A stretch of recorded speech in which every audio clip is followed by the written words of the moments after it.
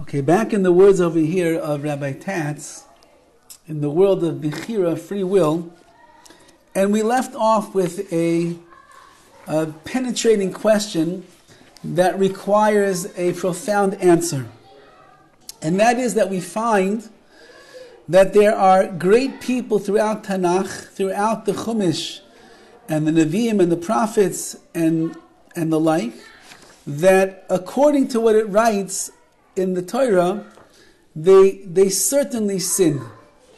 And the question is that if the greater a person is, that means that we assume that they are in control of themselves. They're able to watch over their actions and their thoughts and their deeds. And therefore,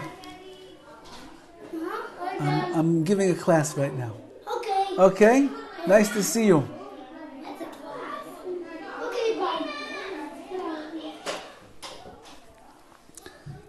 So, the great people, we assume that they are tzaddikim, they are righteous people. Righteous people then are able to control themselves and make the right decisions and certainly not succumb to the same kind of sinful behavior that we get ourselves involved in. So how is it possible then that the great people of all of history were able to stumble and fall into sinful ways? So Rabbi Tatz began explaining that in order to understand the answer to this question, there is a piece of information, there's a reality in the world of spirituality that we must understand.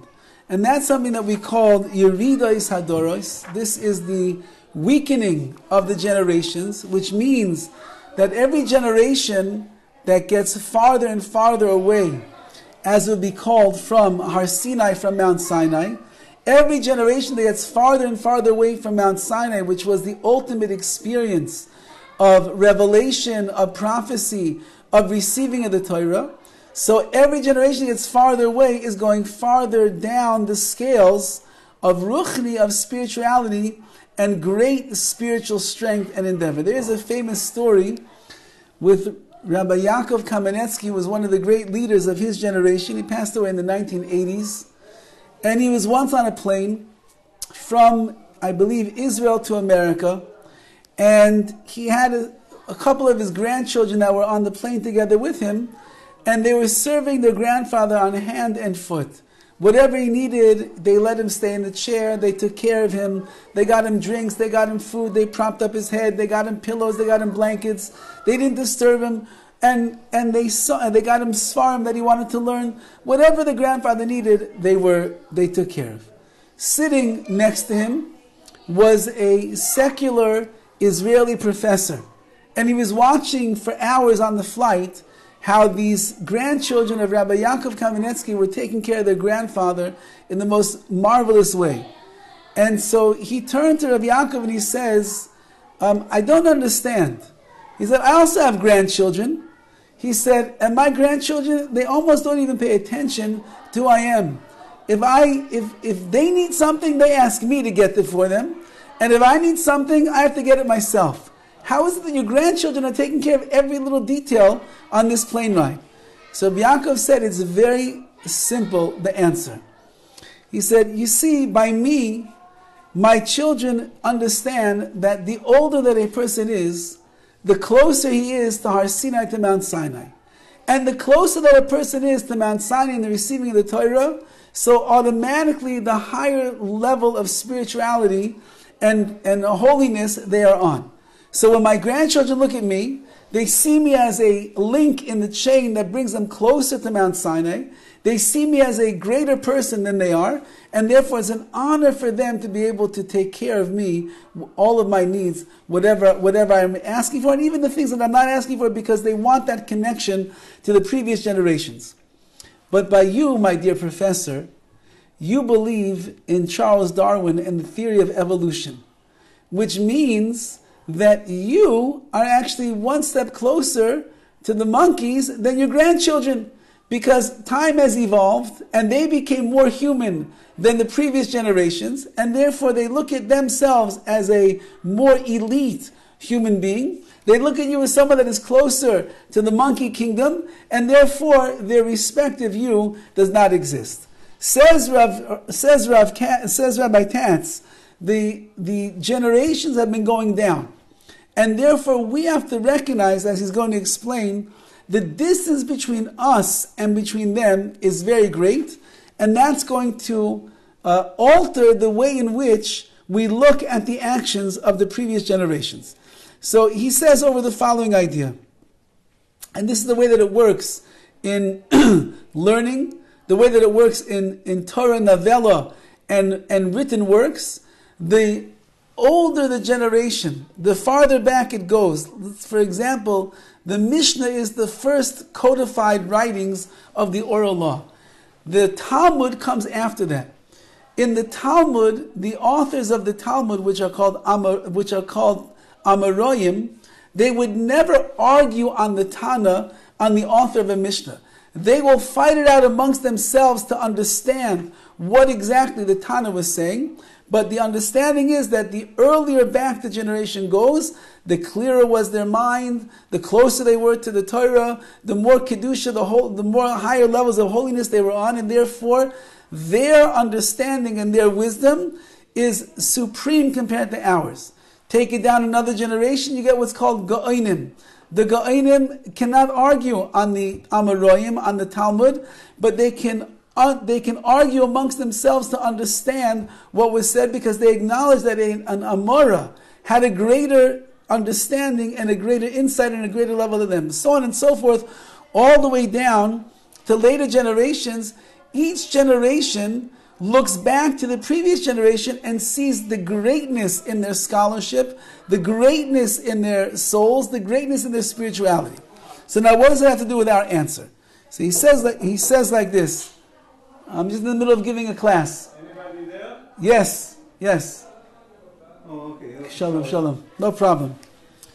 So, so he says like this, that each retroactive process continues, and each previous stage is far greater than the later. The previous one is greater than the latter. However, when we reach back to the interface with prophetic generations, we go back to the Nevi'im, to the prophets, the gap becomes a chasm, which means we are entirely unable to imagine the greatness of people that were capable of having prophecy. The nature of a human who could sustain a communication with the divine, with Hashem, is entirely outside of our frame of reference. Meaning, I could read a book, and I could understand the ideas that are in the book, so I can think to myself, well, then I understand what this great mind was thinking 100 years ago, or 200 years ago, or 300, or 1,000 years ago. But when you get into the realm of a prophet, which is the Torah is filled with prophecy, at that point you have to acknowledge and admit, I don't know what prophecy is. It's above and beyond the wisdom that a person can gain in this world. And therefore I really can't have any true understanding of the prophetic visions and the words of those prophets that existed before me. And therefore prophecy represents a level so sublime that the modern mind cannot comprehend it in meaningful terms. Now this is going to be a big part of how we're going to go forward to understand this. Because if the great people of the Torah were on the level of prophecy, that means that whatever decisions they made in their lives is based upon a prophetic level. And we who are far from the world of prophecy, prophecy was buried already 2,000 years ago, maybe even more than 2,000 years ago, and therefore we can't begin to fathom what was going on in their minds when they were making these decisions. So then he writes like this: when we develop an awareness of this scale of greatness, and we gain some understanding of how far superior the earlier generations were, and we then learn that those transcendent personalities committed sins that only on the coarsest of our lowliest generation may be suspected of, the problem is obvious. Meaning, if you're a Navi, you're a prophet, and you're living on a different plane of existence, so how could you commit adultery? If you're a prophet and you're holding on the greatest level of spiritual of existence, so how could you go and kill somebody that you're not supposed to kill? So in our minds, the actions of these people make no sense at all. So he says, I want to make matters worse now, says Rabbi Tatz. Let's just thicken the pot, as they say. The Gemara says over the following. It lists a number of characters from Tanakh, from the Bible and the like, who are documented in the Torah as having done a sin. The Torah says explicitly, this person did a sin. But the Gemara says over the following, and it's referring over there to Dovid HaMelech, King David, who we said, seemingly committed an act of adultery. He killed somebody, and he committed adultery with that man's wife. So the Gemara says like this, anyone who says that King David, sinned is mistaken. He didn't really sin. So how can the Talmud contradict what it says in the Torah? The Torah says black and white, the whole story that evolved. And in the evolution of the story, we see Dovid HaMelech did something shady over here, something shady over here, all for the sake of marrying this woman Bathsheba. So how can the Gemara come along and say, oh, no, it wasn't really a sin? And if you think that he sinned, you're wrong. He didn't sin. So if the Torah is clear when it describes the sin of the great people, how can the Talmud come along and whitewash something that's explicit? And if these two aspects of the Torah should be the written word, which is saying that he sinned, and the Torah Shabbat Peh, the oral Torah, which is saying, no, he didn't really sin. So if they're really in genuine conflict, so then which one is right? Is the written word right, or is the oral word right? Did those great people in history, did they sin, or did they not sin? That's the question that Reb Tatz over here is leaving off with right now. So we'll keep this in mind. This is going to be the contradiction, the seeming contradiction that we're going to have to deal with. And the answer is going to be quite fascinating and very much along the lines that we've been discussing all of this time of wherein lies one's power of free will and the decisions that they make. And hopefully the answer will be something that is encouraging to us of how we're going to make better decisions in our life as well. Have a wonderful day, everybody. Rabbi? Yes, George. Was David considered a prophet?